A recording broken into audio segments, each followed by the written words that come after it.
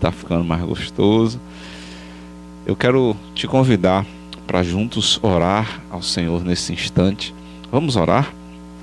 Querido Deus, exaltado e glorificado seja o teu nome para sempre. Nós queremos te bendizer, nós queremos te glorificar por mais uma semana que o Senhor nos dá, por mais um dia que o Senhor nos dá, porque o Senhor tem, Senhor, nos ministrado, o Senhor tem, Senhor, cuidado de nós, o Senhor tem falado dos nossos corações, o Senhor tem de uma forma muito especial, Senhor, nos guardado, protegido. Nós queremos te agradecer porque, apesar de todas as dificuldades dessa semana, nós vimos o teu cuidado, o teu amor, a tua bondade sobre nossas vidas. Queremos, Senhor, te agradecer porque em tua infinita bondade, o Senhor lá da eternidade pensou em nós e nos deu a salvação através de Cristo Jesus. O Senhor nos deu a oportunidade de sermos chamados filhos de Deus. Por isso, Senhor, mais uma vez nós queremos glorificar o teu santo nome. Agora, bendito Deus, quando mais uma vez iniciamos um culto de louvor e adoração a Ti, nós humildemente te imploramos por Tua presença entre nós de uma forma especial. Cada lar, cada família que nos ouve agora, que nos assiste nesse instante, que também receba da Tua presença de uma forma especial. Que o Teu Santo Espírito possa ministrar a cada coração nessa manhã, Senhor, de uma forma tremenda. Ó Deus, em nome de Jesus nós te imploramos, recebe o culto que prestamos a Ti e fala conosco, Senhor, pois precisamos ouvir a Tua voz. Bendito seja o Teu nome. Nós queremos de uma maneira muito especial consagrar esse dia a Ti e pedir a Tua direção e a Tua companhia conosco durante todo esse dia, Senhor. Nos prepara também para o culto de logo mais à noite, ser com cada pessoa que vai assistir, que será tocada por esse culto. Que o Teu nome seja engrandecido em todas as coisas. Essa é a nossa oração em nome de Jesus. Amém e amém. Glória a Deus. Vamos cantar o hino de número 9 do cristão. Santo, Santo, Santo.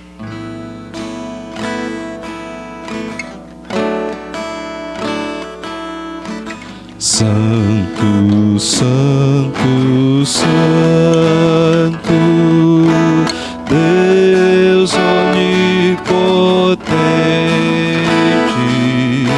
cedo de manhã cantaremos teu louvor.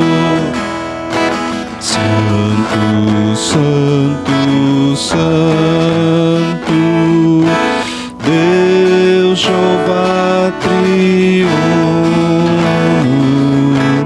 és um só Deus, excelso Criador. Santo, Santo, Santo, todos os remidos junto com os anjos proclamam teu louvor. Antes de formar-se o firmamente a terra, eras e sempre és e hás de ser, Senhor. Santo, Santo, Santo, nós os pecadores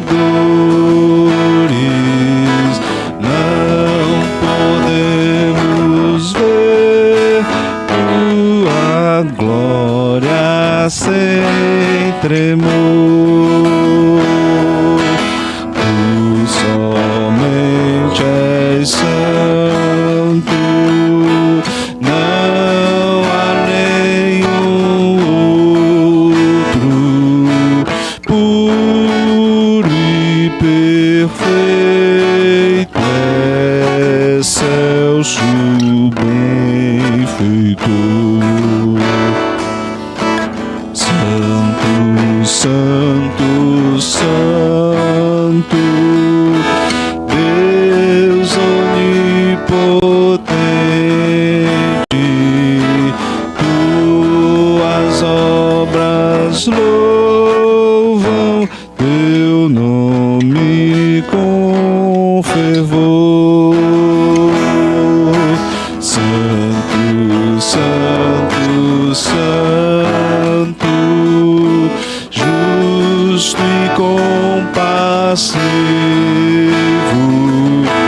és um só Deus supremo Criador. Vamos repetir essa última parte. És um só Deus supremo Criador.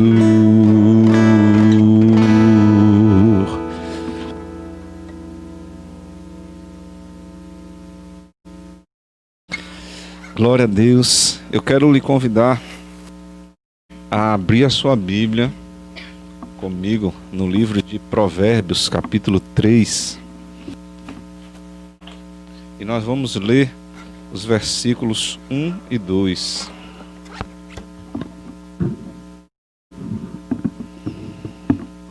Provérbios, capítulo 3, versículos 1 e 2.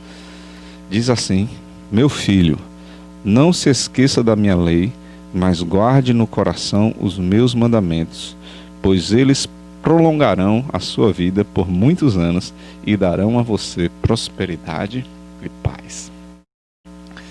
A gente vê tantas pessoas lutando tanto por conseguir prosperidade, por querer de forma assim miraculosa alcançar bens, riquezas e dinheiro. Tá aí. Receba o que a Bíblia te diz a respeito de prosperidade. Não se esqueça da minha lei, mas guarde no coração os meus mandamentos, pois eles prolongarão a sua vida. Então você vai ter uma vida longa por muitos anos e darão a você prosperidade e paz. Já pensou que coisa boa? Isso é o que a palavra de Deus nos garante e é o que Deus tem para você: prosperidade e paz. Qual é o princípio? Guarda a palavra de Deus no teu coração. Segue aquilo que a Bíblia tem te falado e você com certeza terá uma vida longa e próspera.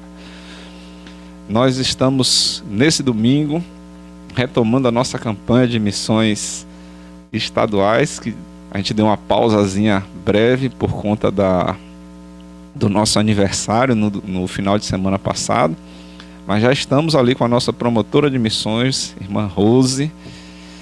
Seja bem-vinda, Rose, bom dia, tudo bem? Eu não estou te ouvindo, eu não sei se é aqui a gente ou é você lá. Espera aí um minutinho só.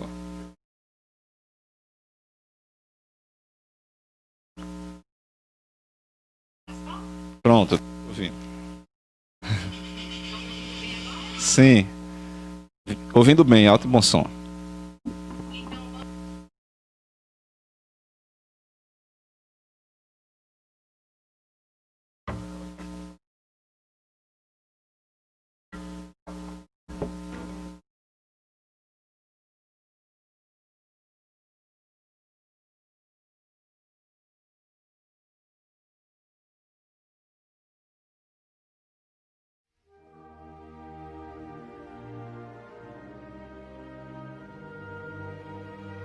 Espera aí que Mil hoje está sozinho, a gente está enfrentando umas lutas aqui. Pronto.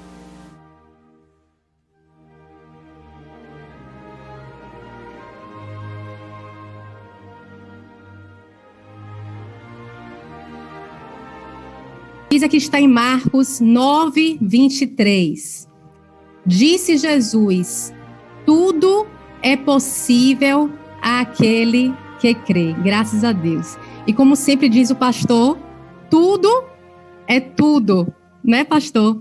Graças a Deus por isso.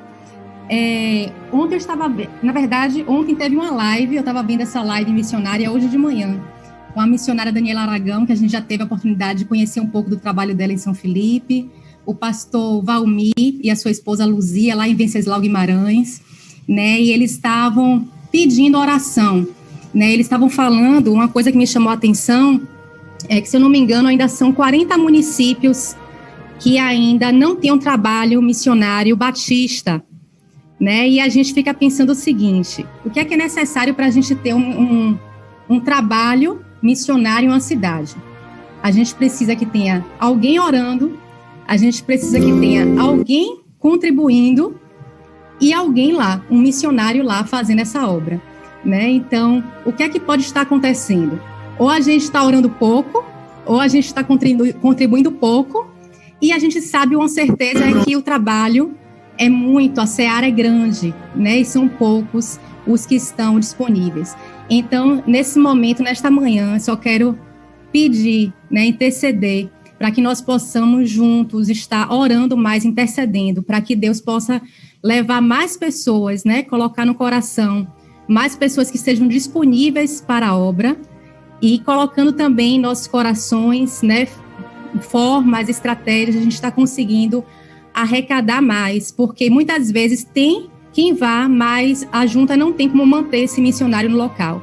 Então, a gente precisa realmente estar contribuindo, né, orando por esses missionários, os projetos que já existem, e pelas cidades que ainda não têm um trabalho missionário, para que possamos alcançar, né, todas essas pessoas.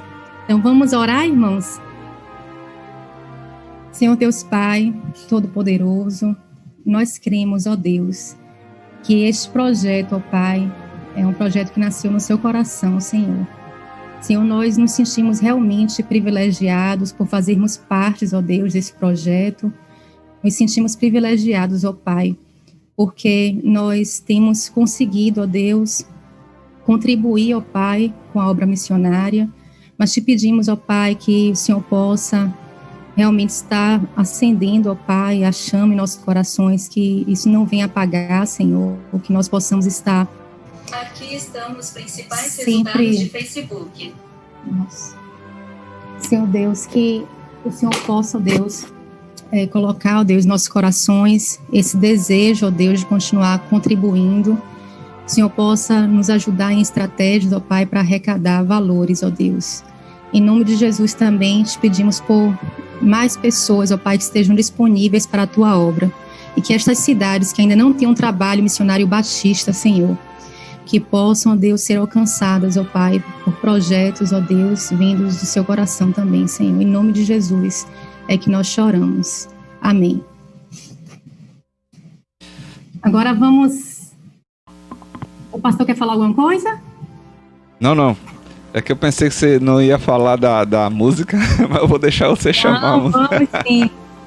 O celular que me atrapalhou aqui, falando sozinho, desligado e ligou aqui, mas a gente vai sim ouvir o clipe da nossa música, que temos pouco tempo, né, para ouvir. Então, pode colocar aí, por favor, Minho, e logo em seguida a palavra está com o pastor.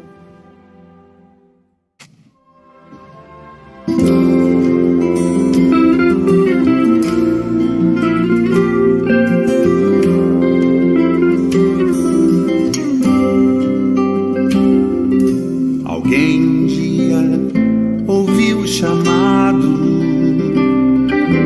viva a fé que sempre em frente vai. O espírito leve, por Deus quebrantado, creu de coração aberto e foi. Creu de coração aberto e foi.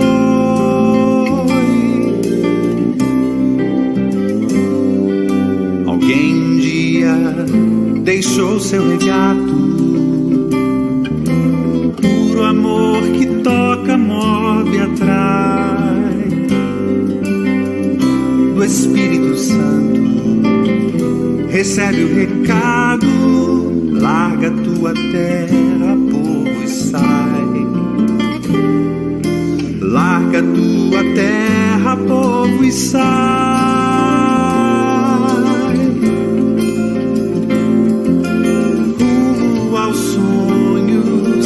Deus partilhados, rumo aos campos cobertos de flor, para a colheita, muitos já prontos, como nos disse o Senhor.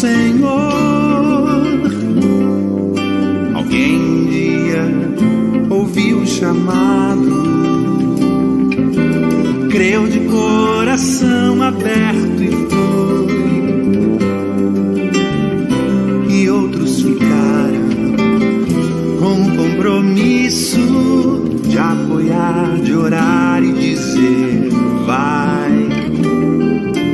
De apoiar, de orar e dizer vai.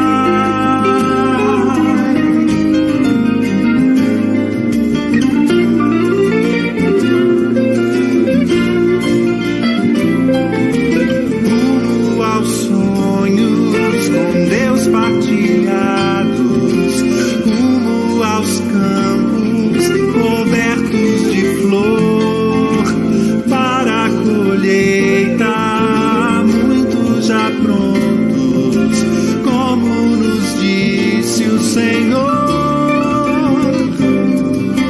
Rumo aos sonhos com Deus partilhados, rumo aos campos cobertos de flor, para a colheita muitos já prontos, como nos disse o Senhor. Alguém um dia ouviu o chamado, alguém um dia ouviu o chamado, alguém um dia ouviu o chamado, alguém um dia ouviu o chamado, alguém um dia ouviu o chamado, alguém um dia ouviu o chamado, alguém um dia ouviu o chamado, alguém um dia ouviu o chamado, alguém um dia ouviu o chamado.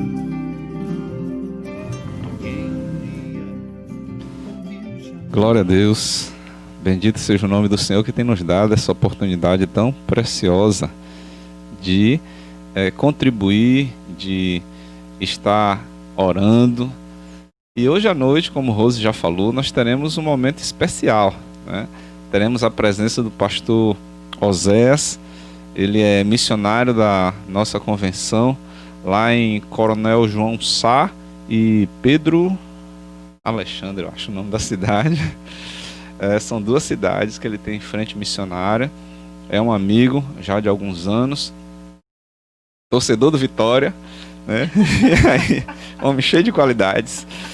E se dispôs a estar conosco hoje à noite, e nós teremos a presença do pastor Oséias, que ministrará aos nossos corações lá direto de Coronel João Sá, falando aqui a gente da IBAV. E nós cremos que nós não só alcançaremos o nosso alvo é pequeno, são R$ 1.200, mas nós queremos ultrapassar esse alvo. E com a graça de Deus nós alcançaremos essa meta, né? Nós entendemos que mesmo diante de todo esse tempo mais difícil de afastamento social e etc., Deus nos dá as estratégias para que nós possamos alcançar esse alvo e que o trabalho batista baiano não sofra nenhuma consequência, mas que possa, pelo contrário, se expandir e crescer durante esse período. Que há muitas pessoas que estão clamando por salvação e precisando da ação dos nossos missionários para que conheçam o verdadeiro evangelho de Cristo. Mais uma vez louvamos a Deus pela vida de Rose, que tem assim nos atiçado a estar presente na campanha, né? Não deixando a bola cair, não deixando a peteca cair. Deus continue te abençoando, Rose, te dando as estratégias para que a gente possa alcançar os propósitos que Ele tem colocado em nosso coração. Eu quero também agradecer a todos vocês que estão nos acompanhando, tanto pelas redes sociais como aqui presente. Eu estou vendo um EDT ali, eu acho que é Edilson, que eu mandei o link para ele. Edilson e Tina, sejam bem-vindos em nome de Jesus, que Deus abençoe vocês de forma poderosa. E todos que têm nos acompanhado aí pelo YouTube, pelo Facebook, eu tenho visto várias pessoas acompanhando a gente, que Deus possa abençoar vocês de uma forma poderosa nesta manhã.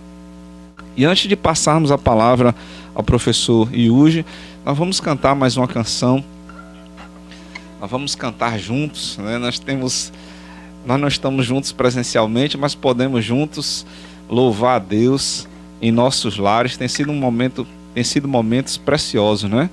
E nós vamos declarar que Ele é o único que pode receber nosso louvor, nossa adoração. Ao único que é digno de receber a honra e a glória, a força e o poder.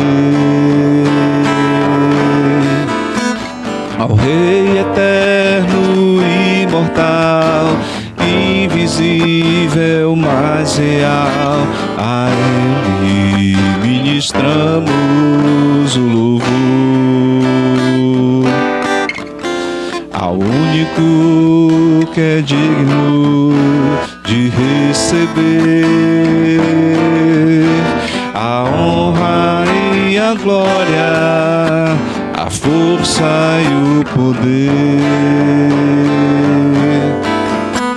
Ao Rei eterno e imortal, invisível, mas real, a Ele ministramos o louvor. Coroamos a Ti, ó Rei Jesus, coroamos a Ti, ó Rei Jesus, adoramos o Teu nome, nos rendemos aos Teus pés, consagramos todo o nosso ser a Ti. Coroamos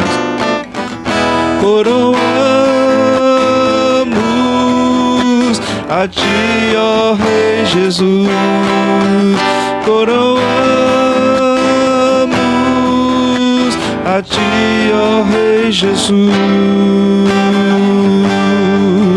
adoramos o Teu nome, nos rendemos aos Teus pés, consagramos todo o nosso ser a Ti. Consagramos todo o nosso ser a Ti. Diga: eu consagro. Eu consagro todo o meu ser a Ti. Glória a Deus. O professor Yuji já está ali conosco. Bom dia, homem de Deus. Eu vim com essa camisa em homenagem a você, certo? O Bahia está precisando de oração, assim como o Vitória. As minhas orações estão fazendo efeito, viu? Contratou aí. Pelo menos técnica de primeira linha, viu? Vocês estão de parabéns. Hoje a gente tira a barriga da miséria. Homem de Deus, bom dia. Eu quero orar por sua vida antes que você comece a ministrar. Vamos orar? Senhor, muito obrigado, Pai, por mais essa grata oportunidade de estudar a Tua palavra através da vida de Yuji. E nós queremos nessa manhã, Senhor, mais uma vez orar pela vida do Teu servo, te implorando que a Tua misericórdia, a Tua bondade continue sobre a vida do Teu filho, dando a ele, Senhor, sabedoria, graça na ministração da Tua palavra, alegria, Senhor, ao fazer a Tua obra, que ele continue cheio da Tua misericórdia, da Tua bondade, do Teu poder. Meu Deus, em nome de Jesus, que essa manhã seja marcante em nossas vidas, que o Teu Filho seja Teu instrumento para nos trazer a Tua palavra mais uma vez nesta manhã. Essa é nossa oração no precioso nome de Jesus. Amém e amém. Deus abençoe, varão de Deus, você está com a palavra. Estão me ouvindo bem? Beleza, então. Bom dia, irmãos e irmãs. Estamos chegando ao final desse ciclo. Hoje é o título número 4. Nós começamos a série online no título 6, né, que foi eleição. Então, se Deus permitir, no próximo domingo a gente termina todas as doutrinas batistas e aí vamos partir para a próxima etapa, Provavelmente vamos estudar C.S. Lewis, o que me deixou bastante feliz. É bem provável que a partir do outro domingo, dia 15, a gente comece a trabalhar com o cristianismo puro e simples.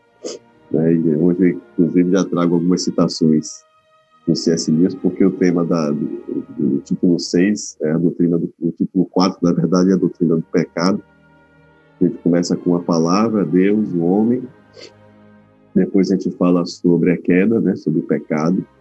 E no próximo domingo a gente fala sobre a reconciliação, que é a salvação que Deus nos apresenta em Jesus Cristo. Então hoje a gente vai falar sobre o problema. Na semana que vem a gente fala sobre a solução, né? E é um tema importantíssimo, né? Porque se não houvesse pecado, nós não estaríamos, né, por exemplo, vivendo o estado de pandemia em que atualmente nós nos encontramos. Vocês conseguem ver aí o texto? Beleza? Deixa eu ver se eu compartilhei a tela toda. Dá para ver agora a apresentação? Ótimo. Às vezes eu me atrapalho aqui, compartilho só a janela, tentar compartilhar a tela. Então, o tema da aula de hoje é pecado, né? Eu separei dois textos, inicialmente para a gente ler, que é o texto que tem em Gênesis 3. Eu vou ler somente até o versículo 10, né? E o texto de Romanos 5, que eu vou ler a partir do versículo 10. Para quem acredita em numerologia, né? Fiquei se perguntando por que Gênesis 3 eu vou ler só até o 10. E Romanos eu vou ler a partir do 10. Coincidir, como diz o apresentador da Globo, sabe o que isso significa? Nada. Mas é uma coincidência interessante, porque o Gênesis 3 vai falar sobre o pecado de Adão e Eva, e Romanos 5 volta a falar sobre o pecado de Adão e Eva, né, na perspectiva de comparação entre Adão e Jesus, né, Adão como Jesus o perfeito, que trouxe a morte por intermédio do pecado, e Jesus, né, o filho da promessa, de verdade, né? Não a sombra, mas o filho real da promessa de Deus, que estava planejado desde a fundação do mundo, e traz a vida em remissão à morte por se fazendo pecador, mesmo não tendo cometido pecado, né? Então, o texto de Gênesis, a partir do versículo 1, diz assim: Ora, a serpente era o mais astuto de todos os animais selvagens que o Senhor Deus tinha feito. E ela perguntou à mulher: Foi isto mesmo que Deus disse, não comam de nenhum fruto das árvores do jardim? Respondeu a mulher à serpente: Podemos comer do fruto das árvores do jardim, mas Deus disse: Não comam do fruto da árvore que está no meio do jardim, nem toquem nele, do contrário, vocês morrerão. Disse a serpente à mulher: Certamente não morrerão. Deus sabe que no dia que dele comerem, seus olhos se abrirão e vocês serão como Deus, conhecedores do bem e do mal. Quando a mulher viu que a árvore parecia agradável ao paladar, era atraente aos olhos e, além disso, desejável para dela se obter discernimento, tomou do seu fruto, comeu-o e deu a seu marido, que comeu também. Os olhos dos dois se abriram e perceberam que estavam nus. Então juntaram folhas de figueira para cobrir-se. Ouvindo o homem e sua mulher os passos do Senhor Deus que andava pelo jardim quando soprava a brisa do dia, esconderam-se da presença do Senhor Deus entre as árvores do jardim. Mas o Senhor Deus chamou o homem, perguntando: Onde está você? E ele respondeu: Ouvi teus passos no jardim e fiquei com medo, porque estava nu, por isso me escondi.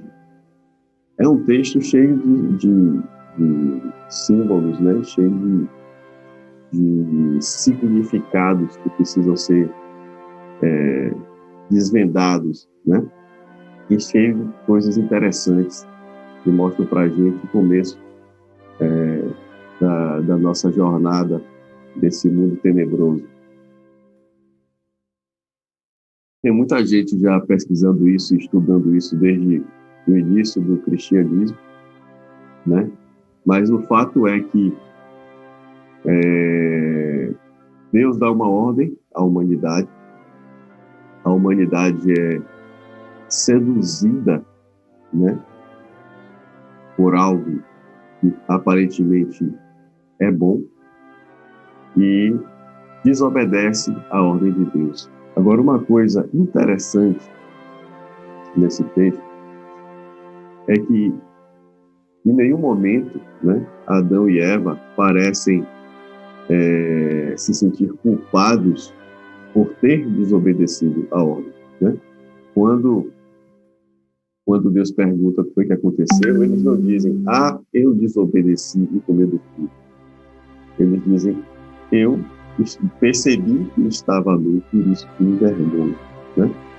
Então,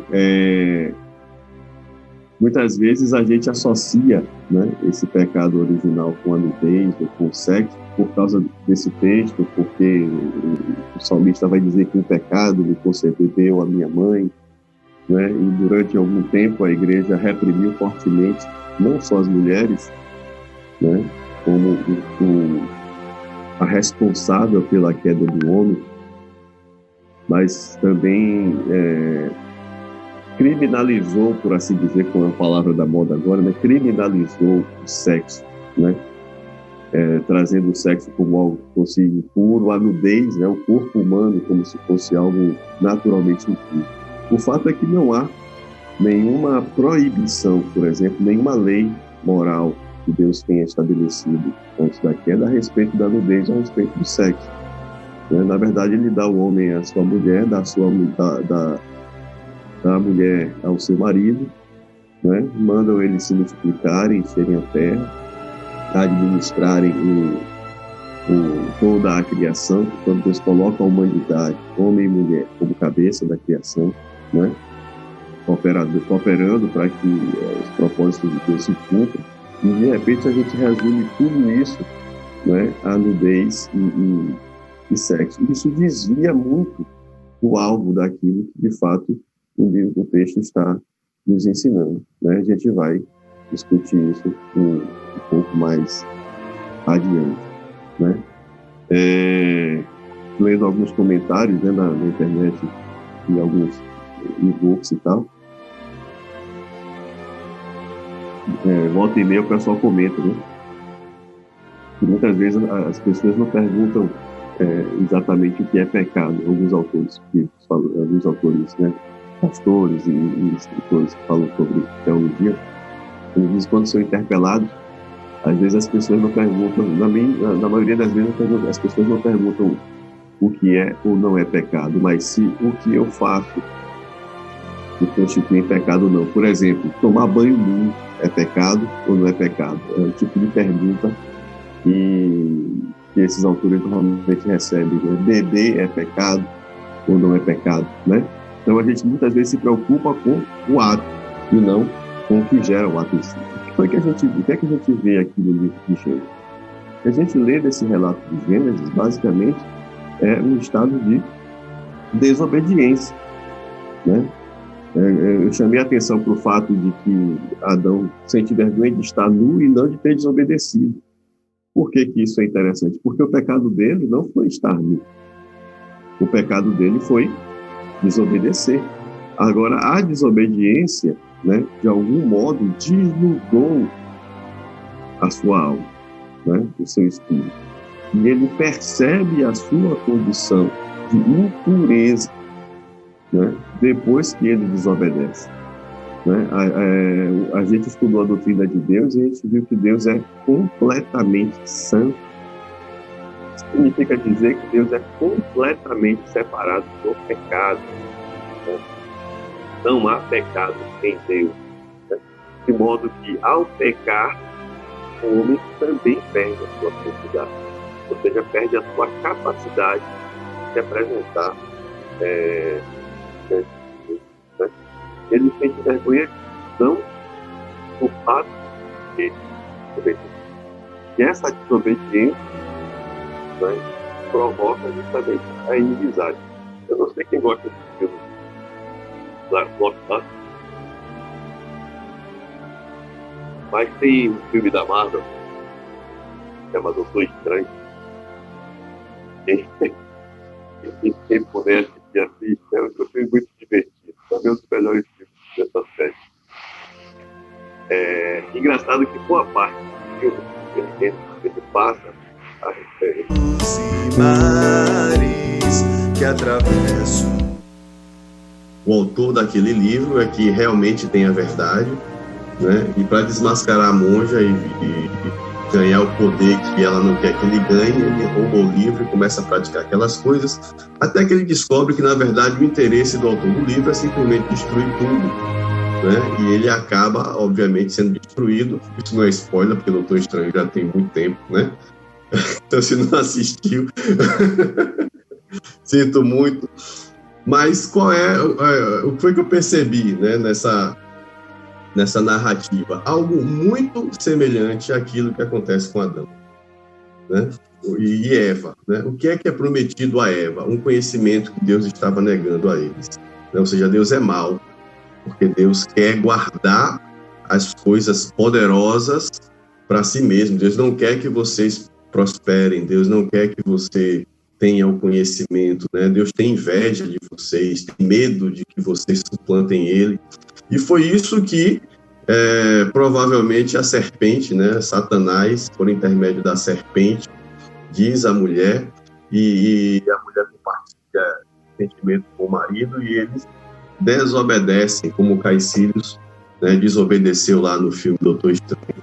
E o resultado disso é que, na verdade, quem estava enganando era a serpente, né, que estava oferecendo aquilo, né, que, de algum modo, distorceu os sentimentos que o ser humano tinha, né, a respeito de seu Criador. Né? Basicamente, aquilo que a Bíblia se refere também como sendo algo que acontece com o próprio Satanás, né? É um sentimento de orgulho, de se sentir superior a Deus. Aquilo invade também o ser humano. Então, esse sentimento de orgulho, de soberba, de achar que é independente, de que pode fazer as coisas de acordo com a sua própria vontade, é isso que toma conta da humanidade e que propicia o que aconteceu, que é o homem desobedecer. Então, por que o homem desobedeceu a Deus? Né? Porque ele se sente no direito, né, de ser independente de Deus. Repare que em Gênesis 2, né, Gênesis 1 e 2, Moisés diz que Deus já nos criou semelhante a ele. E o que é que a serpente nos oferece? Ser semelhante a ele, ou seja, ela nos vendeu aquilo que a gente já tinha, né? Ser semelhante a Deus. Mas o que foi que nos convenceu? Não foi a semelhança. Então, se a gente aceitou a proposta da serpente, sabendo que a gente já era semelhante a Deus, é porque a gente queria mais do que isso, né? E foi essa soberba, foi esse orgulho, né, que nos levou ao estado de queda, conforme nós também já discutimos anteriormente, né? Mas nunca é demais lembrar que a narrativa cristã passa obrigatoriamente por esses três estágios, né? Que é o estado da criação, a queda e a redenção. Toda a Bíblia fala sobre isso, né? Fala de como Deus nos criou, de como nós nos rebelamos contra Ele e como Ele, desde antes da nossa rebelião, já tinha um projeto de restaurar o nosso relacionamento com Ele, que é o que nós chamamos de narrativa da redenção, né? Personalizada em Jesus Cristo. No capítulo 5 de Romanos, Paulo vai voltar a esse ponto inicial, né? Depois da criação, a queda, e aí agora ele vai explicar, né, por que todos os seres humanos são pecadores, né, e o que foi que efetivamente aconteceu com a transgressão de Adão. E a partir do versículo 12, na verdade eu falei 10, né? Eu vou começar do 10 porque eu já tinha falado, mas o 12 é quando ele realmente começa a tratar desse assunto. Até aqui ele está falando da redenção em Cristo. Então ele diz o seguinte: se quando éramos inimigos de Deus, fomos reconciliados com ele mediante a morte de seu filho, quanto mais agora, tendo sido reconciliados, seremos salvos por sua vida. Ou seja, aquilo que Adão fez no passado e fez como representante e cabeça de toda a humanidade, nos tornou inimigos de Deus, né? Portanto, o estado da humanidade, o estado natural do ser humano hoje é um estado de inimizade permanente. Por que Paulo fala isso? Porque depois ele vai falar de reconciliação. Então, não há reconciliação se não existe inimizade, né? Então, por que nós precisamos nos reconciliar com Deus, né? Em 2 Coríntios 5, ele vai dizer isso também, né? Por Cristo vos rogamos que vos reconcilieis com Deus. Por que nós precisamos nos reconciliar com Deus? Porque estamos em estado de inimizade. O estado natural da humanidade é de odiar Deus e toda a sua criação. Por quê? Porque a gente não recebeu aquilo que a gente queria. Porque nós reconhecemos em nós a nossa própria iniquidade, ao querer ter mais do que aquilo que Deus tinha proposto para nós. Não apenas isso, versículo 11, mas também nos gloriamos em Deus por meio de nosso Senhor Jesus Cristo, mediante quem recebemos agora a reconciliação. Então eu tenho dois termos aqui que estão em oposição: inimizade e reconciliação. Estado natural, estado, né, proporcionado pela redenção em Cristo. Portanto, da mesma forma como o pecado entrou no mundo por um homem, e pelo pecado a morte, assim também a morte veio a todos os homens, porque todos pecaram. Pois antes de ser dada a lei, o pecado já estava no mundo, né? A lei, ele está se referindo aqui nesse caso à lei mosaica, né? O Pentateuco. O pecado já estava no mundo, mas o pecado não é levado em conta quando não existe lei. Todavia, a morte reinou desde o tempo de Adão até o de Moisés, mesmo sobre aqueles que não cometeram pecado semelhante à transgressão de Adão, o qual era um tipo daquele que haveria de vir. Ou seja, Adão é um arquétipo, né? Uma representação daquele que haveria de vir, que é Jesus, né? E isso cai sobre também os que não cometeram pecado semelhante a ele. Isso inclui toda a humanidade, mas também toda a criação. No capítulo 8 de Romanos, Paulo vai falar isso mais especificamente, né? Toda a criação foi corrompida com o pecado de Adão e anseia, né, desesperadamente a restauração dos verdadeiros filhos de Deus. Entretanto, não há comparação entre a dádiva e a transgressão, pois se muitos morreram por causa da transgressão de um só, muito mais a graça de Deus, isto é, a dádiva pela graça de um só homem, Jesus Cristo, transbordou para muitos. Não se pode comparar a dádiva de Deus com a consequência do pecado de um só homem. Por um pecado veio o julgamento que trouxe a condenação, mas a dádiva decorreu de muitas transgressões e trouxe justificação. Por intermédio de quem veio a dádiva? A dádiva veio por intermédio de Jesus Cristo, que se fez pecador e, portanto, assumiu as transgressões de toda a humanidade. Então, qual é a lógica, né, desse discurso de Paulo? A retórica dele consiste em estabelecer que a condenação é justa, mas não é maior do que a dádiva, porque a condenação veio por intermédio de um único pecado, ou do pecado de um único homem, que é aquele pecado, né, que a gente relatou em Gênesis, que a gente leu em Gênesis. No entanto, quando Jesus vem, ele não assume só o pecado de Adão, mas ele assume o pecado de toda a humanidade. Logo, a dádiva, por causa disso, é muito maior do que a condenação. Se pela transgressão de um só a morte reinou por meio dele, muito mais aqueles que recebem de Deus a imensa provisão da graça e a dádiva da justiça reinarão em vida por meio de um único homem, Jesus Cristo. Consequentemente, assim como uma só transgressão resultou na condenação de todos os homens, assim também um só ato de justiça resultou na justificação e traz vida a todos os homens. Logo, assim como por meio da desobediência de um só homem muitos foram feitos pecadores, assim também, por meio da obediência de um único homem, muitos serão feitos justos, né? Então, Paulo está se referindo ao que nós chamamos de pecado original, né? E esse pecado original é um pecado que permeia toda a raça humana, também é chamado de pecado da raça, né? E esse pecado teve consequências cósmicas. O que aqui isso significa dizer? Significa dizer que toda a criação foi influenciada por esse pecado.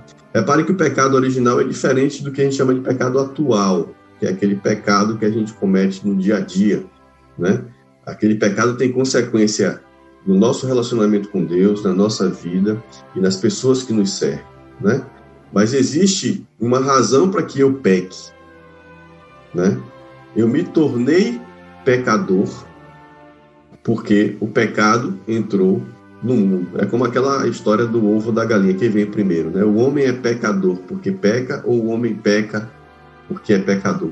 O fato é que não havia pecado na criação e o pecado entra em um dado momento histórico e esse pecado degenera toda a criação, a começar pela cabeça dessa criação, que era pela cabeça da criação, que era a raça humana, né? Então, esses dois textos, ele vai mostrar a origem e está mostrando também a solução, né? Comparando o Adão, que é um tipo de Cristo, o primeiro Cristo, mas o Cristo imperfeito, ou seja, aquele que representa toda a raça humana e que carrega nos seus ombros a responsabilidade de conduzir essa espécie, essa raça, e o Adão perfeito, que é Cristo, que assume essa responsabilidade, mas dá conta de fazer aquilo que lhe foi atribuído, né? Que é conduzir a humanidade de volta para o propósito original de Deus. Portanto, essa figura, né, é uma representação do que acontece depois desse evento, né? Deus vai amaldiçoar o trabalho, Deus vai amaldiçoar a terra, Deus vai amaldiçoar a gestação e o parto, né? E Deus vai expulsar os seres humanos do paraíso que foi criado para eles, né? A partir daí começa a nossa jornada, né? E em direção à redenção, né? Até que em Cristo, né, esse processo se cumpre, né, com o evento redentivo que foi a sua morte da cruz. Como a gente vai estudar esse cara aí nos próximos meses, né, tem duas citações que eu gosto dele, inclusive do livro que a gente deve começar a ler, que é Cristianismo Puro e Simples, que falam muito a respeito da lição de hoje e do que significa ser cristão. O que a gente vê no dia a dia é um cristianismo que o pastor Iago Martins chama de cristianismo cultural. Ele diz o cristianismo cultural é uma desgraça. E é mesmo, né? Porque as pessoas se acostumam com isso, né? Passam a viver uma vida que dizem ser uma vida cristã, mas que não tem nada de cristão, né? E as pessoas passam a identificar nesse cristianismo cultural ou o que elas entendem como sendo cristianismo. Aquilo passa a ser cristianismo para elas, né? Então, falar em prosperidade,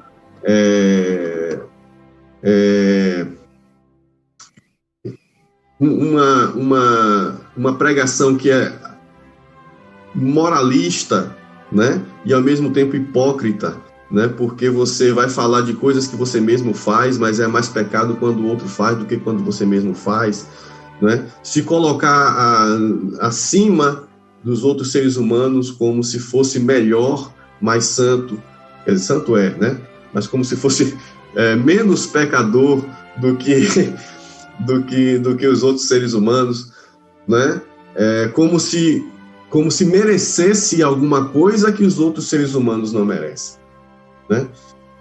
Esse cristianismo cultural tem um trabalho, foi publicado uma vez, uma resenha na revista Eclésia, antigamente chamava Eclésia, depois mudou de nome, não sei mais como é que chama agora, e era justamente o desserviço que esse tipo de visão presta, que esse tipo de cristianismo cultural presta ao próprio cristianismo, né? Teve um pesquisador em inglês, se eu não me engano, ele estudou esses movimentos neopentecostais e ele diz que há mais dano à imagem do cristianismo e à própria pregação do evangelho do que benefício, né? Quando você vê na TV alguém resumindo o cristianismo a uma moralidade vazia, a prosperidade material, né?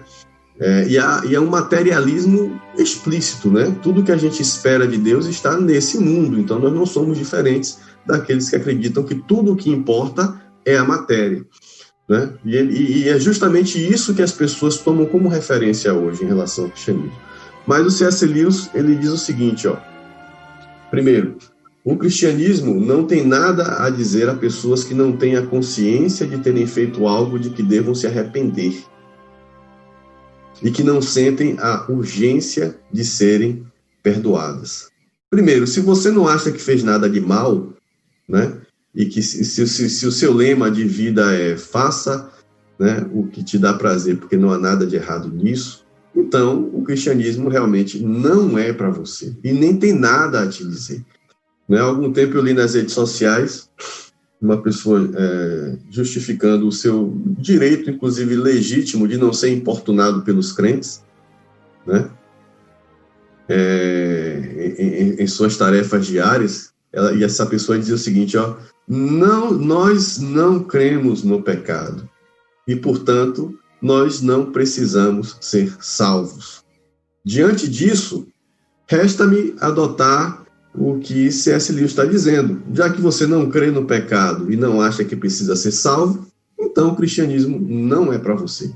Muito pelo contrário, o cristianismo é para as pessoas que intimamente reconhecem a sua condição de miséria moral, reconhecem a sua condição de miséria espiritual e que têm uma sensação inata de que precisa fazer algo a respeito disso. E essa sensação não é uma sensação específica daqueles que cresceram em culturas cristãs, em sociedades cristãs. Isso está em toda a humanidade. O problema é que o próprio pecado nos tira o conhecimento de Deus. E ao nos tirar o conhecimento de Deus, nós não entendemos muito bem o que é isso e nem como dar vazão a isso, ou como dar cabo desse sentimento. E aí a gente parte para uma religiosidade, né, muitas vezes uma religiosidade punitiva, né, em que a gente precisa ser punido por um mal que eventualmente nós sentimos que cometemos. Aí Lewis vai dizer também o seguinte, a longo prazo a religião cristã traz um consolo incrível, mas ela não começa assim. Se você buscar a verdade, encontrará a consolação no final. No entanto, se você só busca o consolo, não encontrará nem o consolo, nem a verdade. Terá somente uma velocidade vazia que culminará em desespero. Isso é basicamente o que nos conduz, ou conduz essa sociedade ao que eu acabei de designar, não de minha própria autonomia, né? Mas o que eu acabei de chamar de cristianismo cultural. O que é que as pessoas hoje buscam no cristianismo? Buscam consolo. Mas o que é que o cristianismo de verdadeiro tem para oferecer? Não é o consolo. O que o cristianismo tem para oferecer é a verdade. E a verdade é que você precisa se arrepender. A verdade é que você cometeu algo de muito ruim, né? E isso precisa ser resolvido, né? Então, quem busca a verdade, no final encontra consolo. Mas quem busca consolo apenas, no final não vai encontrar nada. E é esse nada que leva ao desespero, né? Então, não é razoável a gente, portanto, tratar de doutrina cristã sem tratar do pecado, que é isso que a gente cometeu como humanidade e que a gente comete como ser individual e que precisa ser resolvido. Então, o que é que a CBB diz a respeito disso? No princípio, o homem vivia em estado de inocência e mantinha perfeita comunhão com Deus. É o que está escrito lá em Gênesis 1 e 2. Em Gênesis 3, né, cedendo à tentação de Satanás, num ato livre, né, deliberado de desobediência contra seu Criador, o homem caiu no pecado e assim perdeu a comunhão com Deus e dele ficou separado. É o que a gente chama de alienação. Nós fomos alienados da presença, do conhecimento de Deus. Em consequência da queda de nossos primeiros pais, todos somos, por natureza, pecadores e inclinados à prática do mal. Isso é o que nós chamamos de pecado original. É o estado de desobediência que permite o pecado entrar no mundo e nos tira a capacidade de não pecar.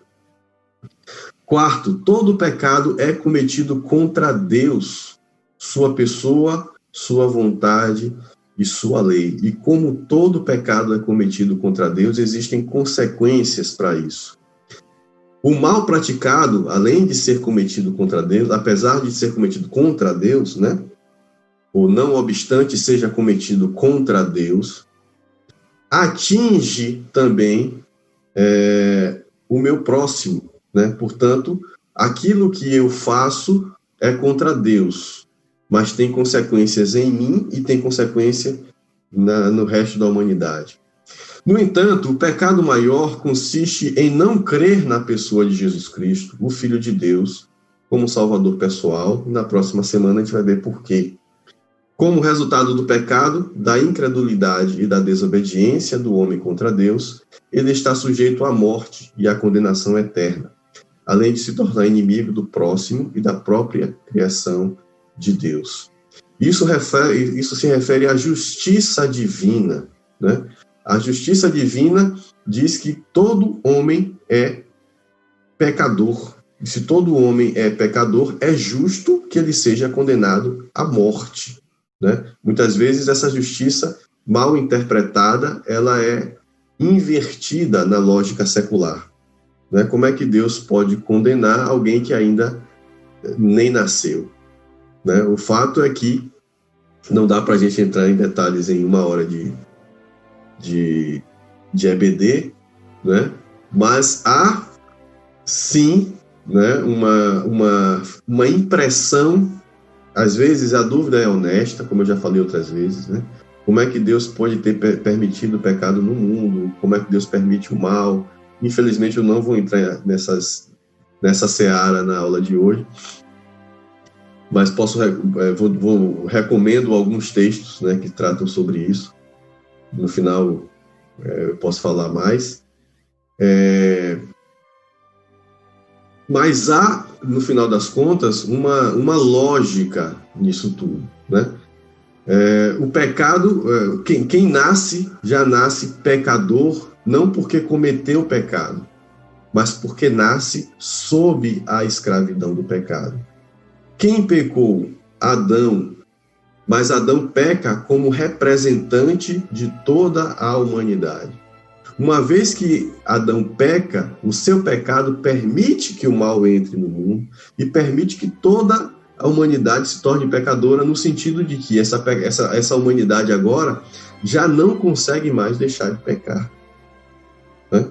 Então, diante da sua onisciência, né, Deus, né, já estabeleceu a pena para o pecado e, diante do seu infinito poder e infinita misericórdia, também já estabeleceu a remissão para o pecado. Ora, o pecado só pode ser remido com sangue, com sacrifício.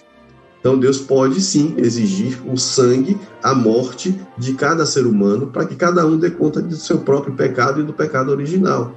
Mas, ao invés disso, o que é que ele faz? Ele, mesmo se faz homem, e morre e se sacrifica definitivamente por toda a humanidade. Então, muitas vezes, a argumentação secular é: se existe mal no mundo, né, por que Deus não faz nada em relação a isso? A resposta cristã é: Deus já fez. Deus já fez algo a respeito disso. Ele se fez carne e se ofereceu para pagar o preço por esse pecado original. Por fim, separado de Deus, o homem é absolutamente incapaz de salvar-se a si mesmo. E assim depende da graça divina para ser salvo. É o que nós chamamos de depravação total. Não há nada de bom no homem. Se não há nada de bom no homem, não há nada que o homem possa fazer para compensar esse mal, né? Os nossos maiores atos de justiça são como trapos de imundície, diz Paulo aos Romanos, né?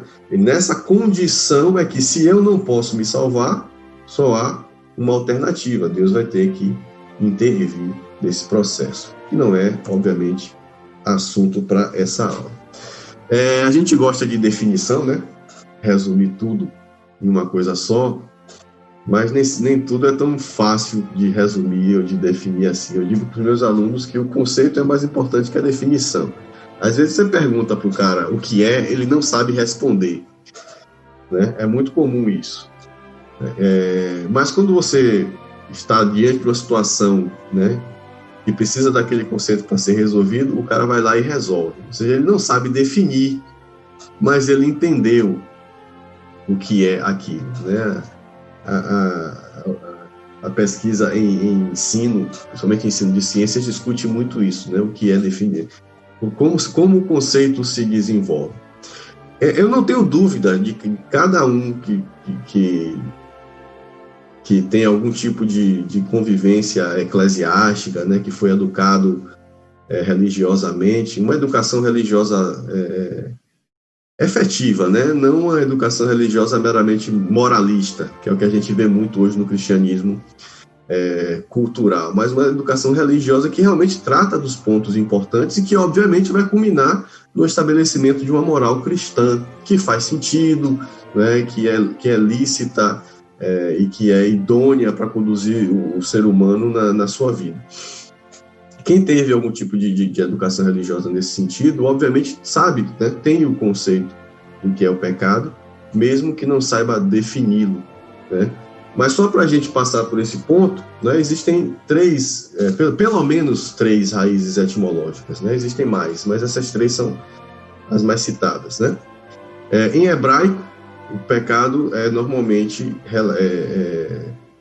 relatado ou referido como a palavra ratá, que significa errar o alvo. Em grego você tem hamartia e uma declinação hamartano, que também está associado, que tem também o significado de errar o alvo ou falar no desempenho, né?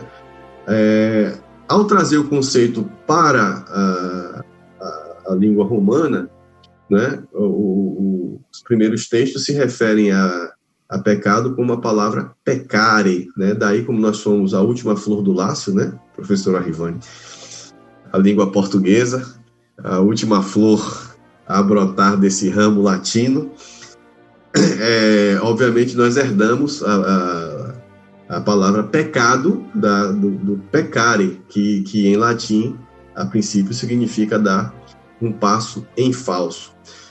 E aí também pode haver uma confusão, né? Muitas vezes a gente acha que qualquer tipo de erro, né, ou que pecar é simplesmente uma transgressão da lei, né? Como eu já falei anteriormente, né, por exemplo, desobediência civil pode ser pecado ou não. Depende, né? Se na lei está dizendo que eu não posso ensinar a palavra de Deus, eu vou então pecar, porque eu vou ter que transgredir a lei nesse caso, né? Portanto, o pecado é muito mais do que uma transgressão da lei, né? O errar o alvo, nesse caso, significa principalmente que o pecado é qualquer coisa, né, que interfere no propósito de Deus para a vida humana, ou no relacionamento de Deus com os seres humanos. Qualquer coisa que fira a santidade de Deus. Qualquer coisa que te desvie desse caminho que é chegar na plenitude do conhecimento de Deus. Tudo aquilo que te afasta disso é pecado. Tudo aquilo que te afasta de Deus, tudo aquilo que se interpõe entre você e Deus é pecado. Portanto, o pecado é muito mais do que infringir uma regra moral ou apresentar um comportamento socialmente inaceitável. Por exemplo, ficar nu. Né? Repare que, a princípio, o que Gênesis está falando é que Adão estava nu na frente de Eva, que era sua mulher, e Eva estava nua na frente de Adão, que era o seu marido. Né? Mesmo na nossa sociedade contemporânea hoje, não há nada demais o marido ficar nu na frente da mulher e vice-versa. Né? Muito pelo contrário. Né? Sair na rua nu é outra história. Mesmo assim, em determinadas sociedades, não há nada demais. Por exemplo, eu vi uma vez um relato de uma missionária que trabalhou com povos africanos, né? Tribos afastadas, né? Fora dessa civilização moderna, viviam num sistema mais tradicional, ancestral e tal. E as mulheres andavam na rua com os seios de fora, mas cobriam os tornozelos, ou os tornozelos não, os joelhos. Então, para aquela comunidade, o escândalo não era a mulher mostrar os seios, o escândalo era a mulher mostrar os joelhos. Né? Quer dizer, para eles, mostrar o joelho era equivalente a gente, a mulher mostrar o joelho era equivalente a gente, a mulher mostrar os seios na rua. Né? Então, não havia, portanto, maldade nisso, né? Em a mulher estar com os seios expostos na rua. Né? Então, às vezes a gente acha que o pecado é o ato. Né? Sim, pecado é qualquer ação ou omissão que contraria a santidade de Deus. Mas o que está por trás do pecado da ação ou por trás do pecado da omissão é a atitude. Né? Então, o pecado de Adão foi comer o fruto? O pecado de Adão foi ficar nu? Não, o pecado de Adão foi a atitude que ele toma diante de Deus. E qual é a atitude que ele tomou? Foi uma atitude de rebeldia, de desobediência. Então, é essa desobediência que gera o ato. É essa atitude, né, orgulhosa. É essa atitude rebelde, né, que nós temos diante de Deus que origina o ato. Né? Então, antes do ato, vem a atitude. E é essa atitude pecaminosa que nós herdamos dos nossos pais, que herdaram dos seus pais, que herdaram de Adão e de Eva. Né? Jonathan Edwards diz o seguinte: Jonathan Edwards é um teólogo e filósofo puritano, né? Norte-americano, estadunidense, né? Para atender aos requisitos aí dos mais sensíveis, né? Mesmo se a Bíblia não afirmasse que existe um problema em nossa natureza moral, teríamos de afirmá-lo com base na observação racional. Então, veja bem, uma vez que a gente entende o pecado como sendo uma atitude de rebelião contra Deus e também atos, né? Que eu tenho atitude, a atitude se refere em ações, e também atos de ação ou omissão, a gente precisa definir dois tipos de pecado. O que nós chamamos de pecado original, né? E o que a gente chama de pecado atual. Né? Pecado original é aquilo que Davi fala no Salmo: em pecado me concebeu a minha mãe. Né? Não é que o pecado que ela cometeu foi a relação sexual que ela teve com o pai dele. Não é isso. Né? Como muitas vezes isso é interpretado. O pecado em que ela concebe é o pecado original, que não veio dela especificamente, mas foi herdado por toda a raça humana a partir de Adão. Agora, o próprio Davi comete os pecados dele. E ele também responde e paga por esses pecados que ele comete. Então, uma vez que a gente entende que é um pecado que permeia toda a humanidade, aí o Jonathan Edwards ele vai dizer, mesmo que a Bíblia não se referisse a isso, a observação lógica da sociedade nos levaria a isso. Por quê? O que é que tem de bom na sociedade que a gente não consegue transformar em maldição? Tudo o que a gente toca é amaldiçoado e parece que a gente não percebe isso, né? O lobo do homem é o próprio homem, né? Às vezes a gente se ilude numa utopia de que se a gente atacar determinado problema, todos os problemas da humanidade vão ser resolvidos. Se a gente tiver educação para todo mundo, se a gente tiver igualdade para todas as pessoas, se a gente tiver um sistema judiciário eficiente, se a gente tiver um sistema político que dificulte a corrupção, né, a improbidade administrativa, tudo vai ser resolvido, mas não vai. Porque a gente nunca vai conseguir dar educação para todo mundo. Se a gente dá educação, a gente sempre vai dar uma educação enviesada, para um lado ou para o outro, né? Se a gente nunca vai conseguir dar comida para todo mundo, a gente nunca vai conseguir ter um sistema político eficiente, a gente nunca vai conseguir ter justiça de fato. Porque para isso, eu preciso mais do que uma reforma social. Para isso acontecer, eu preciso de uma reforma de caráter. Eu não posso dizer que o sistema político vai impedir o político de ser corrupto. Por mais que esse sistema dificulte, é o caráter do político que vai definir se ele vai ser correto ou não. Mesmo que eu implemente lá o escola sem partido, né, não é a lei que vai dizer que eu não posso mais ter ideologia na escola. É o caráter do professor que vai expor de antemão os seus pressupostos ideológicos. Ele vai dizer, eu sou professor de história, eu penso a história dessa forma, ótimo. Se você é um historiador de esquerda, é bom saber que você é de esquerda, porque eu consigo te interpretar. Se você é um historiador de direita, eu sei que você é bom saber que você é de direita, porque eu também consigo te interpretar. Se você é liberal, se você é conservador, né? Se você é ultraliberal, se você é ultraconservador, né? Eu quero saber, porque assim eu consigo te interpretar. Mas o que é que a nossa natureza caída faz? Né? Eu omito as minhas verdadeiras posições e apresento aquilo como se fosse algo neutro, como se fosse algo mais justo e mais verdadeiro do que o que as outras pessoas fazem. E muitas vezes porque eu acredito nisso, né? Eu acredito que eu sou neutro, né? Como a gente viu também na semana passada, o pecado embaça a nossa racionalidade, né? É um dos atributos que Deus nos dá.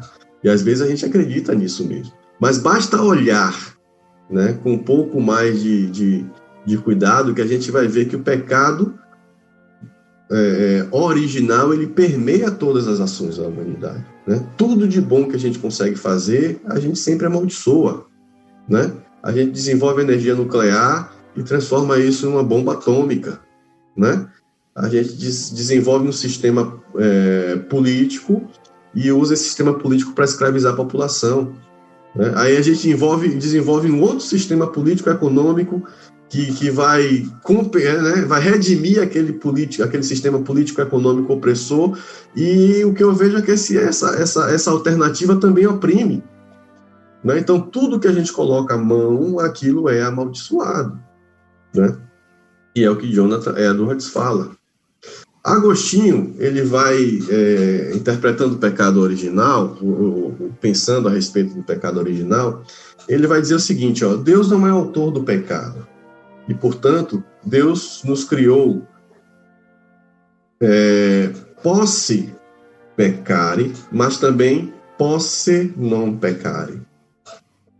O que é que significam essas expressões em latim, né? Posse pecare, que é a expressão que Agostinho usa, significa capaz de pecar, né? Então, Deus não criou o pecado, mas ele nos cria, como humanidade, capazes de pecar. Por outro lado, para ser justo, ele também nos cria posse non pecare, ou seja, ele nos dá tanto a possibilidade de pecar, quanto a possibilidade de não pecar, né?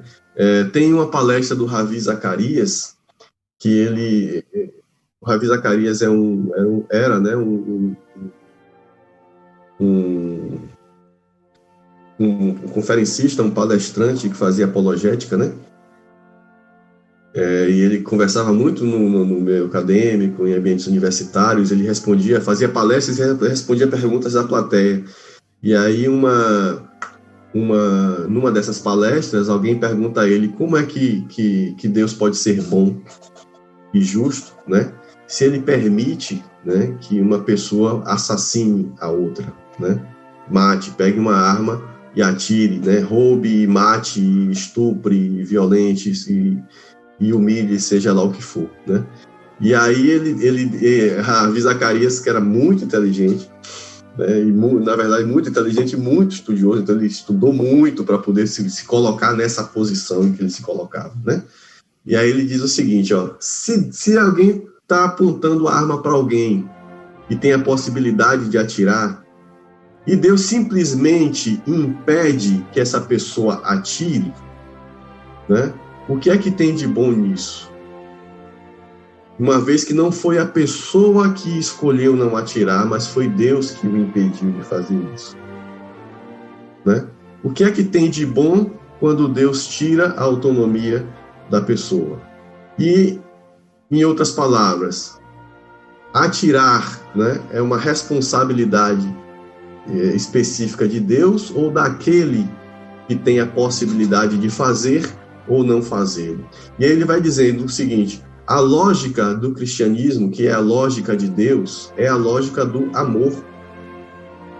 E a única forma daquele ser humano desenvolver ou expressar o seu amor é escolher não atirar.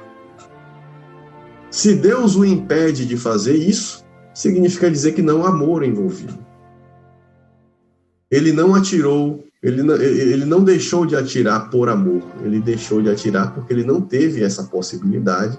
Se tivesse, né, se possibilidade tivesse, ele atiraria, né? Então, essa é a lógica que Ravi usa e que está presente em Agostinho nesse caso. O pecado não se origina de Deus, se origina da desobediência humana. Agora, Deus deu ao homem a condição de pecar, mas também Deus deu ao homem a condição de não pecar. Óbvio que ele sabia que faríamos uso da condição de pecar e não da condição de não pecar, né? E especular sobre isso também é uma outra história, né? Mas é óbvio que ele sabia que o homem pecaria, e é justamente por isso que a palavra diz que antes mesmo da criação do homem, o plano de reconciliação já estava pronto, né? Mas a gente perde, portanto, no pecado de Adão, ou no pecado original, a condição, né, de posse non pecare, a condição de possibilidade de não pecar. A nossa natureza, portanto, vai ser degenerada e não nos resta outro comportamento senão o comportamento pecaminoso, que é aquele que todos nós herdamos e que, né, o Edwards já falou, né? Basta olhar a humanidade que você vai confirmar aí a doutrina do pecado original. Então, há um pecado comissional de Adão, que é a ação. Essa ação foi movida por uma atitude de rebeldia. É um pecado que é o que nós podemos, portanto, chamar de pecado original, que gera o que nós chamamos de incapacidade moral. Nós não temos a capacidade mais de fazer o bem de acordo com os padrões de Deus, né? O Berkoff vai dizer o seguinte: o ato de comer desse fruto era pecado porque Deus o havia proibido, e não porque era pecado por si mesmo. Semelhante feito indica claramente que o homem não queria sujeitar-se de um modo incondicional à vontade de Deus. Os elementos dessa rebelião são os seguintes: quanto à mente, se revela como orgulho e incredulidade. Se você não se identifica com isso aqui, eu acho que você não é humano. Quanto à vontade, houve intenção de ser como Deus, né? E outros autores, inclusive, como eu já falei, se referem ao fato de querer ser maior do que Deus, porque semelhante a Deus, né, nós já seríamos. E quanto aos afetos, houve um desejo sacrílego de comer um fruto proibido. É o exemplo que eu dei de Caecilius, né? Lá no filme do Doutor Estranho. A gente sempre tem o desejo de conhecer o outro lado, né? Eu tinha um colega na faculdade que um dia a gente estava conversando na sala lá, a gente participava de um grupo lá de iniciação científica e tal. A gente tinha uma salinha que a gente conversava depois do almoço, ele dizendo, não, rapaz, porque eu li um livro, né, que o Satanás, ele conta a história dele, né, ele mostra como Deus foi injusto, né? Recentemente, acompanhando esses grupos, né, sobre a obra de Tolkien e tal, foi no Tolkien Brasil, e aí alguém fala de um livro que um russo escreveu contando a história de Melkor, né, que é justamente o anjo caído, que é o análogo de Satanás no universo do Senhor dos Anéis. Como na verdade a guerra pela Terra-média foi uma opressão de Ilúvatar, que é Deus, né, esqueci agora o nome, fugiu da memória, né? Como se referem aos que permaneceram do lado de Ilúvatar. Os Ainur, né? Como os Ainur, na verdade, estavam querendo abafar uma voz, né, justa, era rebelde, mas era uma voz justa. Então, repare como a gente sempre tem o desejo, né, e a gente sempre é influenciado pela voz da oposição, que se chama de relativismo. Está muito em voga hoje. Tudo hoje é relativizado. Peraí, será que Satanás realmente era tão mal assim? Né? Será que Deus também não é muito, né, ciumento? Né? E aí a gente fica, né? A gente o meu avô dizia que a gente é emprenhado pelo ouvido, né? Seu Joaquim tinha uns ditados que eram fenomenais, então emprenhou pelo ouvido, né? Então a gente tem sempre esse desejo sacrílego de comer o fruto proibido, tá? Porque a Bíblia diz que é assim, todo mundo diz que é assim, não, deve ser de outra forma. Então vamos ver como é o outro lado. E esse desejo é o desejo que cada um teve e que a gente tem até hoje. A doutrina do pecado, portanto, se refere muito mais à atitude do que ao ato contingente de Adão. Né? O ato contingente de Adão foi o resultado de tudo aquilo que estava se passando dentro do seu interior, dentro da sua alma, dentro da sua consciência. De modo que a expressão todos pecaram hoje, quando a Bíblia se refere, né, de modo que todos pecaram e destituídos estão da glória de Deus, não se refere ao fato de que nós estamos cometendo pecados. Mas esse todos pecaram se refere ao fato de que uma vez que esses sentimentos tomaram conta da humanidade, nós agora nos tornamos impróprios, inúteis, em relação aos objetivos. Aí a gente volta para aquela definição de errar o alvo. Uma vez que esses sentimentos tomam conta da humanidade, esses sentimentos de rebeldia, de orgulho, de soberba, né? O desejo sacrílego de comer o fruto sagrado, isso nos impede de alcançar o alvo. Esse é o pecado original, né? É aquilo que vai nos reduzir a uma incapacidade moral que nos tira completamente dos objetivos que Deus tinha traçado para a humanidade. Diante disso, a gente precisa da redenção que vem por intermédio de Cristo. O pecado atual, portanto, é aquele pecado que cometemos no dia a dia, né? E cometemos muitos, né? Tanto os pecados positivos quanto os pecados negativos. E positivo aqui não tem sentido de bom e negativo aqui não tem sentido de ruim. Qualquer pecado é mal. Positivo, né, na lógica filosófica, tanto quanto na lógica da matemática, é algo ativo. Negativo é algo omisso. Você refuta uma ideia de forma positiva quando você apresenta um contra-argumento que é melhor do que aquele.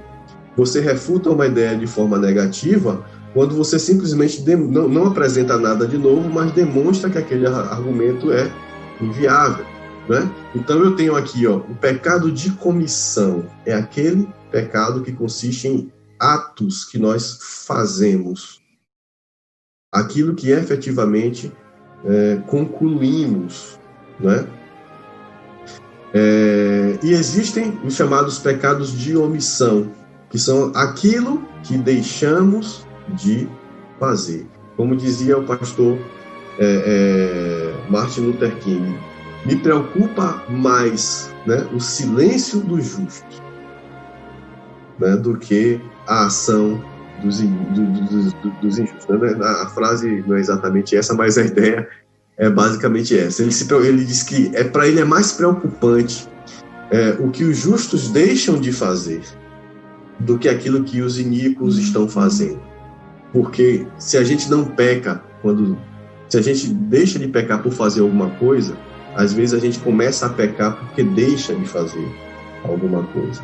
Né? Quando a gente deixa de combater a injustiça, quando a gente deixa de proclamar a solução para isso que é Jesus. Por exemplo, quando eu deixo de dizer que Jesus salva o homem do pecado e que isso é a melhor coisa que pode acontecer no ser humano, para o ser humano, e passo a dizer que Jesus te dá casa, que Jesus vai compensar todas as injustiças que você sofreu na sua vida, eu estou cometendo um pecado de omissão.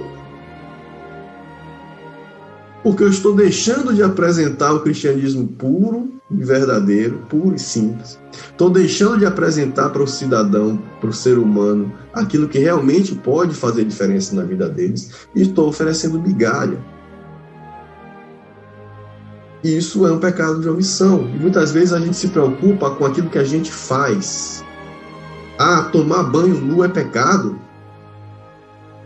né? Beber é pecado. Fumar é pecado, fazer tatuagem é pecado, colocar brinco é pecado. O que é que está por trás disso?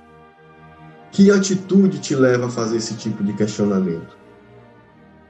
Né? E se você se pergunta sobre isso, por que você não se pergunta também o que você está deixando de fazer? O que eu estou deixando de fazer? E que é tão pecado quanto? Né? Então, antes de ser um ato, é uma atitude. Agora, essa atitude nos faz a cometer coisas que nos afastam de Deus e nos impede de fazer coisas que nos aproximariam de Deus, né? Chegando agora já na fase final, uma vez que eu já ultrapassei hoje, mas tem que fazer o desconto do nosso problema técnico, a natureza do pecado precisa, portanto, ser vista com mais detalhe, né?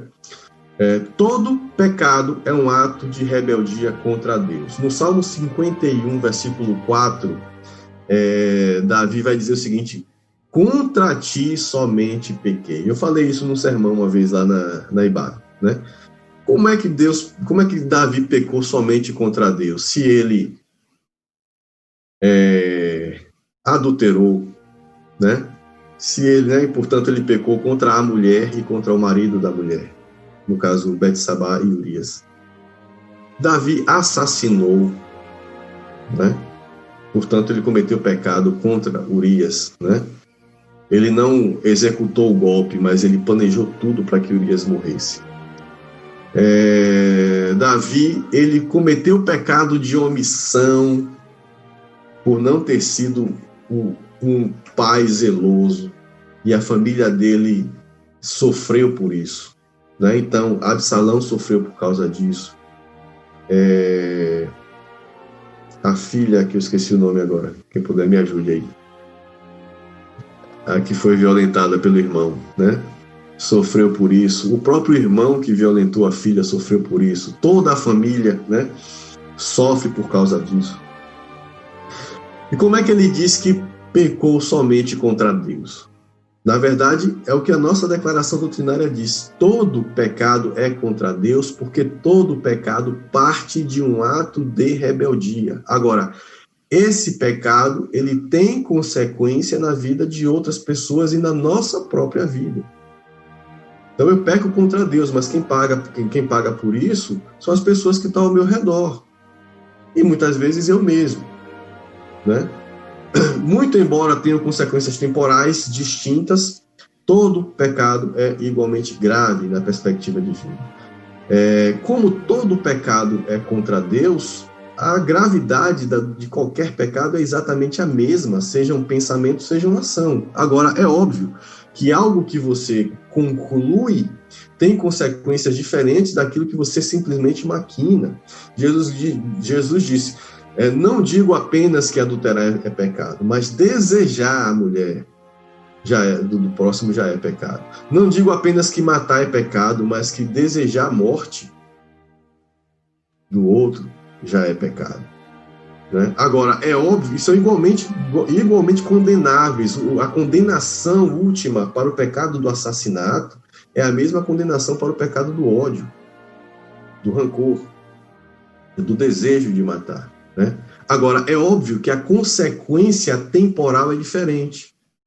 Se a pessoa odeia, enquanto ela apenas odeia, ela não cometeu nenhum crime.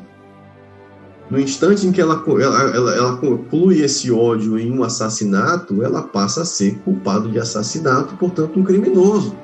E a pena para o assassinato, o homicídio, é 30 anos de prisão, né? Com seus atenuantes, mas é a pena máxima, é aquilo que de pior pode acontecer entre dois seres humanos, é o assassinato. Né? Então, a consequência para o pecado, ele depende de diversos fatores associados a isso.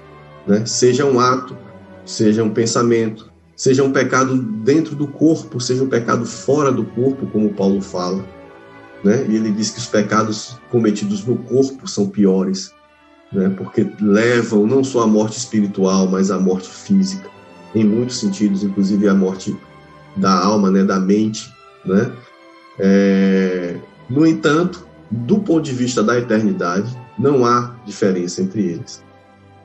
E o Sproul vai dizer, a reviravolta cósmica que aconteceu como resultado do pecado de Adão e Eva pode ser resumida como alienação e estranhamento. Então, tem duas coisas importantes, portanto, sobre a natureza do pecado. Todo pecado é contra Deus, e, portanto, é igualmente grave, muito embora possam ter consequências temporais diferentes. E o pecado automaticamente nos aliena, e nos aliena em 4 sentidos. Né? A primeira alienação é a maldição que nós derramamos derramamos, não, Deus amaldiçoa por nossa causa a natureza. Né? Diz que da terra brotariam espinhos e abrolhos. Né? E a gente precisaria agora sofrer para produzir o nosso alimento, ou seja, o trabalho agora nos seria penoso. Então, a primeira alienação proveniente do pecado é a alienação entre homem e natureza. Nós que vivíamos em harmonia, agora vivemos em oposição. Quem assiste programa de sobrevivência sabe do que é que eu estou falando, né? Às vezes o cara chega na conclusão, rapaz, tudo aqui quer me matar. E é verdade, né? Eu fico imaginando aqueles povos, né, primitivos vivendo na África, né? Numa época em que a megafauna da África estava intacta, né? Um monte de leão, um monte de búfalo, um monte de rinoceronte, um monte de leopardo e de hiena e de não sei o quê. Tudo quer matar o ser humano ali. Né? Tudo quer matar. A coisa mais improvável é uma pessoa passar uma noite no relento e amanhecer viva numa situação dessa. Né? Então o homem teve que aprender a lidar com isso. Então Deus dá o domínio da criação para Adão e Eva. E o pecado deles afeta a natureza. Né? E aí muita gente acredita, por causa do relato bíblico, que justamente a predação ocorre depois do pecado. E aí uma das coisas que Deus faz é já fazer algum bicho pagar o pato, né? Porque diz que Deus fez roupas de peles de animais, né? Então, a partir daí, os animais já começaram a pagar o pato pelo nosso pecado. Deus já mata alguns e tira a pele para fazer roupa para os primeiros seres humanos. E a gente vive nisso até hoje, né? Num dilema entre economia e meio ambiente, né? Às vezes um falso dilema, mas é um dilema que às vezes existe, né? Eu dei aula durante um tempo para o curso de engenharia ambiental, e uma das coisas que dava aula não me lembro agora se era química ambiental ou se era química geral mesmo, que era química ambiental, e aí uma das coisas que eu discutia com eles é o seguinte: você pega um mateiro desse aí e o cara tá tirando árvore, né, numa região protegida. Não adianta você bater o martelo, né? Não adianta você emitir uma lei dizendo que é proibido cortar aquilo. Né? Se você não der também para aquela pessoa uma condição de sobrevivência e de existência que não dependa de fazer aquilo. Né? Às vezes é fácil para a gente simplesmente dizer, não, que absurdo está cortando árvore, mas o que é que o Estado, o que é que a sociedade está fazendo para que a pessoa que efetivamente, não estou falando do madeireiro, que ganha rios de dinheiro explorando o mateiro ou o cara que vai lá cortar a árvore. Né? Inclusive está explorando, é uma outra alienação, homem versus homem, né? É uma outra alienação que a gente vai discutir daqui a pouco. Mas eu não posso, né, julgar simplesmente porque o cara lá chegou lá e cortou a árvore, né? Às vezes ele cortou porque precisava daquilo para comer, é a única coisa que ele sabe fazer da vida. E isso é uma consequência direta dessa alienação. Né? A natureza agora passou a ser minha inimiga. Então eu venço quando a natureza perde. Isso aqui está associado com o mandato cultural, né? Como a gente viu na semana passada também. O homem versus Deus, o mandato espiritual também foi afetado com isso. Então nós fomos alienados do conhecimento divino. Nós agora não sabemos mais quem é Deus, não sabemos mais as suas propriedades e o mais importante, não sabemos mais como nos aproximar dele. E é por isso que a revelação especial nos foi dada para contornar esse problema. Como homem, não reconheço mais o meu Criador, nem sei quem ele é. Uma coisa que nos afeta constantemente é a alienação homem versus homem, no sentido de eu e tu. Na maioria das vezes, o tu se transforma isso, e eu transformo outro ser humano em coisa. Como consequência da inimizade com o Eterno, odiamos também tudo que representa a Deus, inclusive o nosso irmão. Tem uma frase do Igor Miguel, uma epifania, né? Uma revelação que ele tem eu interpreto dessa forma, quando ele diz o seguinte: por que Caim matou Abel? Ele faz essa pergunta, né? E aí ele mesmo conclui: Caim matou Abel porque ele não podia matar Deus. O que foi que Abel fez contra Caim? Nada. Foi Deus que acusou Caim de não ter oferecido aquilo que ele desejava, que ele deveria oferecer. Então a raiva de Caim não era contra Abel. A raiva de Caim era contra Deus. No entanto, já que ele não pode matar Deus, quem é que ele mata? O seu irmão. E isso é uma consequência direta do pecado, da alienação, eu e tu. Eu não reconheço mais o outro como o igual, como o semelhante. O outro, para mim, agora é uma coisa que deve ser usada e jogada fora. Né? E a sociedade contemporânea tem levado isso às últimas consequências. Né? De fato, tudo o que importa é você. Os outros, use e abuse do jeito que você quiser. Né? Qualquer ato meu que destitua outro ser humano de sua posição como criatura divina, imagem do Criador e alvo do amor de Deus, é pecado. Por que isso é pecado? Porque é motivado pelo ódio ao Criador. E, portanto, me desvia do alvo primordial. Né? Hamartia é um desvio do alvo, que é o amor de Deus, que é a imagem de Deus. Né? E é isso que a gente tem vivido na contemporaneidade, com racismo, com esse machismo tóxico, né? Eu gosto de fazer distinções porque também não quero cair no lugar comum, né, da contemporaneidade, mas como eu falei no início, tudo de bom a gente transforma em maldição. A luta contra o racismo, contra o machismo, contra a discriminação de qualquer tipo de pessoa, incluindo contra a homofobia, são causas justas e legítimas, né? Mas como bons seres humanos depravados, a gente pega tudo aquilo que é justo e legítimo e amaldiçoa e transforma em alguma coisa que em algum momento vai trazer mais danos para a própria humanidade, para a nossa relação com Deus, do que benefícios. Todas elas surgem de um sentimento que é absolutamente justo. de enxergar no outro a imagem de Deus, mesmo que ainda imerso no pecado, né? E é isso que deve nos constranger como cristãos, é enxergar em cada pecador, em cada ser humano, a minha própria imagem, ó, aquilo ali sou eu, né? Eu não quero ser chato falando de Tolkien de novo, mas quando você lê a trajetória do Anel e a relação entre Frodo e Gollum, é exatamente isso, né? Frodo porta o anel, que é o símbolo do pecado, e ele vê como o pecado afetou Gollum, como o anel afetou Gollum, e ele olha para Gollum e diz: meu Deus, esse sou eu no futuro, eu tenho que fazer alguma coisa em relação a isso.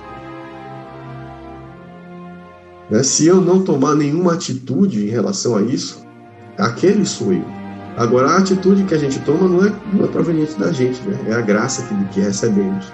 Porque às vezes a gente acha também que tomar essa atitude nos dá algum mérito. Não, o nosso único mérito é ter recebido a graça. Por fim, uma outra alienação é eu versus eu mesmo. Né? Uma vez estava eu e Gil Luciano, que é um colega de trabalho muito querido. Aí a gente chegou lá no trabalho, tinha capa de um projeto de pesquisa e lá no meio do título tem assim alguma coisa tipo o eu e o si mesmo, né? Aí a gente ficou meio confuso. Até hoje Gil falar disso. Era um trabalho de filosofia, obviamente, né? Nos deixou confuso, mas é um fato. Há um conflito entre o eu e o si mesmo, e esse conflito está refletido na nossa sociedade, né? Comportamento autodestrutivo, quem não conhece, né? Eu faço parte de uma guilda, né? Um grupo que joga um joguinho de Star Wars, né? E tem algumas pessoas nessa guilda que são publicamente, expressam isso publicamente no grupo do WhatsApp, no Discord também, né? O hábito de consumir drogas, e drogas pesadas, né? Às vezes a sexta-feira manda foto de papelote de cocaína e tal, né? E ostentam isso como se fosse algo libertador, né? Eu estou dando um tapa na cara da sociedade, eu faço o que eu quero. Mas o que é que tem por trás disso, né? Isso é um comportamento autodestrutivo, né? Como eu falei, o nosso raciocínio foi embaçado pelo pecado e às vezes a gente não consegue enxergar isso, né? Então eu consigo me vangloriar de estar destruindo a minha própria vida, né? Eu não consigo, por exemplo, enxergar que o que eu chamo de liberdade na verdade é escravidão. Eu fui liberto de quê? Né? É como o cara que deixa de usar um patuá e passa a usar uma rosa ungida, né? Eu me libertei do patuá para ser escravo da rosa ungida, né? Deixei de tomar um passe aqui para ir na corrente dos 318 ali, né? Então o nosso raciocínio está embaçado, a gente enxerga as coisas e não consegue ver. Então, nesse sentido também, a redenção e a salvação que Deus nos dá nos ajuda, porque a graça nos regenera, ou seja, nos restabelece a consciência divina, e a gente consegue enxergar para a sociedade, olhar para a sociedade e enxergar essas coisas. E a gente consegue perceber que não somos nós os que estamos debaixo de julgo, né? Mas são os que ainda estão sob o domínio do pecado. E é isso que Paulo fala: Deus nos salvou da escravidão do pecado. E o termo que ele usa para pecado é o pecado como Senhor, certo? O pecado como Senhor. E quem são os servos? São aqueles que estão ainda debaixo dele. Então, problemas com autoestima, comportamentos autodestrutivos, né? O niilismo, né, que é não acreditar que nada vai acontecer, e aí você tem processos orgânicos, fisiológicos, um problema de saúde pública hoje, que é a depressão, né? Então nós odiamos a nós mesmos porque não podemos negar a nossa própria iniquidade. Concluindo, o pecado é real, certo? Você pode até não crer que o pecado exista. E isso é algo que eu não posso fazer por você. Se você não crê, pode esquecer tudo aquilo que eu falei, troque de canal, quem está assistindo aí no YouTube, ou seja lá onde for, vá fazer outra coisa que me interesse, porque isso não é para você. Se você não crê no pecado, isso não é para você. Isso é para quem sabe que fez alguma coisa de muito ruim e sabe que precisa se arrepender, certo? Todos são pecadores e carecem da graça de Deus. Todo pecado é cometido contra o próprio Deus. E muito embora diferentes tipos de pecado tenham consequências temporais mais ou menos graves, na perspectiva divina, todos são igualmente repugnantes e merecem a mesma pena, que é a morte, certo? Portanto, esse é o grande problema da humanidade. Na semana que vem, nós vamos trazer a solução definitiva. Então, com algum atraso, mas em minha defesa aí, eu tenho o nosso contratempo técnico, eu devolvo a palavra ao pastor. Você teve 2 minutos de problema técnico e gastou 20. Essa sua proporção aí. Detalhe, isso detalhezinho bobo, né? Tá certo. Nós queremos louvar a Deus porque é um tema muito profundo e a gente já assistiu essa aula, assiste de novo e termina, né? Sempre vendo o quanto nós precisamos aprender e quanto nós estamos carentes mesmo dessa misericórdia e da graça de Deus. Mais uma vez louvamos a Deus pela vida do professor Yuji. Olha, eu tô vendo a Evelyn ali. Seja bem-vinda, pretinha. Evelyn que já está de partida aí para as terras argentinas. Mas louvamos a Deus por esse tempo tão precioso e por tudo que aprendemos hoje. E vamos orar agradecendo a Deus por esse período. E você já está convidado para estar conosco no nosso culto missionário, a nossa live missionária hoje com o pastor Oséias, começando às 18 horas, se Papai do Céu nos permitir. E vão estar falando ali mais uma vez de Adilson e Tina, que estão acompanhando conosco também. Deus abençoe. A todas as pessoas que estão nos acompanhando aqui no Facebook, no YouTube, Deus também continue abençoando a vida de vocês poderosamente. Vamos orar encerrando o nosso culto. Querido Deus, muito obrigado, Pai, por esse tempo tão precioso aqui na Tua presença, por tudo que aprendemos, Senhor. Que Teu Santo Espírito continue a nos falar durante todo esse dia. Ser com o professor Yuji, continua derramando a Tua graça na vida do Teu servo, dando a ele graça, sabedoria e unção para ministrar a Tua palavra. Continua conosco, Senhor, durante todo esse dia, falando ao nosso coração e nos prepara para o culto de logo mais à noite. Ser também com o pastor Oséias, que nos trará a palavra, que o Teu servo possa falar daquilo que o Senhor tem para o nosso coração e que ele seja tremendamente abençoado também no culto dessa noite. Te louvamos, te bendizemos e te exaltamos no precioso nome de Jesus. Amém e amém. Tchau, tchau. Até logo mais à noite, 18 horas, se Papai do Céu nos permitir. Grande abraço a todos. Até mais.